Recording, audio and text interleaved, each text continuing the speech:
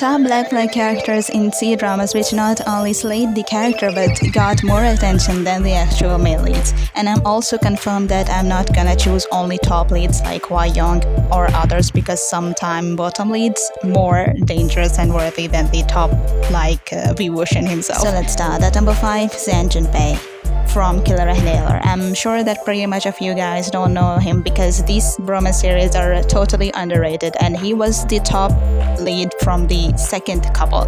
Not wrong if we say that he was the main villain into the whole series. Not only he manipulated everyone in the end, but also forced his own bottom lead to stay his side till the end. And in the end, when he lost him, he killed himself and the second lead of other main character as well. Same like I'll choose at number 4 Pegsu, the bottom lead from Justice in the Dark. He was himself called a monster, and he also think he was a monster for real himself till he met the top lead of this drama, Captain Law, again.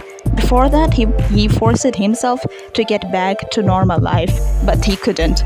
And he couldn't overcome the trauma of his mother's death. Not others, but he forced and hurted himself because his father always thought him that he was a genius and more intelligent than the normal ordinary people, and he is special and he is made to hurt others. But in reality, there was nothing like that, and he was a normal person like others. He wasn't a monster. As the end, Lo suffered a lot of things to let him know that he isn't a cursed one and he is a normal person. And after that, they both got a happy ending, but it took a lot of effort from the bottom lead. So at the number 3, we should pick Hua Yong, the top lead from ABO Desires. And because those series was existing into the Omegaverse, this red flag was obsessed over an alpha from a very long time. But not only he stalked him, but also he was chased his background and his love life with other Omegas himself.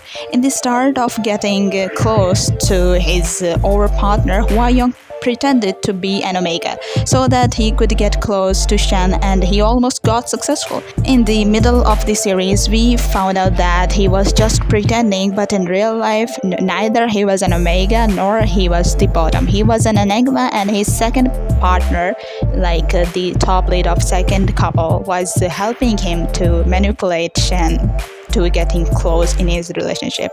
And after the truth came out, they both got a lot of difficulties in their relationship, and he forced it also to Shen to stay in this relationship with him. So he was just crossed all of the limits to get close to his own bottom. So at the second place, we can choose the recent black flag Xiao from To My Shore series, and this bro really plays a devil obsession over Shulang. As from the start, he pretended that he was a good person and he cared about Shulang a lot, but from the start he planned to play with him, and for a 5th time after he will dump and move on from. But after getting close to Shulang for a 5th time, bro really got obsessed over him, and his plan to dump Shulang and doing all of this stuff, whatever he was doing, was totally unsuccessful. But he got himself obsessed over him after that, although he changed himself in the end too much, but still he make himself and Shulang both to suffer too much. Same like this. At the number 1, I'm placing Zhang Haixia from upcoming novel adaptation series from the South Bureau, in which he's playing the top lead, and he himself the perfect example of love over obsession, changing everything himself. This top lead was a moonlight and a white shrimp, and because he was dominant also, he known as the captain. In the first life, bottom lead Zhang Haixia were too close to him, and you can also say that Haixia was obsessed over Haixia too deeply, and he were really stubborn, and he never liked it to be taken care by Haixia ever, even he lost his both legs. After his reincarnation from death, when he became a black shrimp, everything gets opposite. Haixia faked his death to keep Haixia safe from all of the stuff, because in his evil self he was too much in love with Zhang Haixia, and to protect him indirectly they both had too many fights, and Haixia get to know the truth when Haixia was no more in between them. So that's how I rank red flags to black flags in C-drama still now, because they played their own characters so well, and I don't think I'm missing any. See you later in next video. Till then, 谢谢你。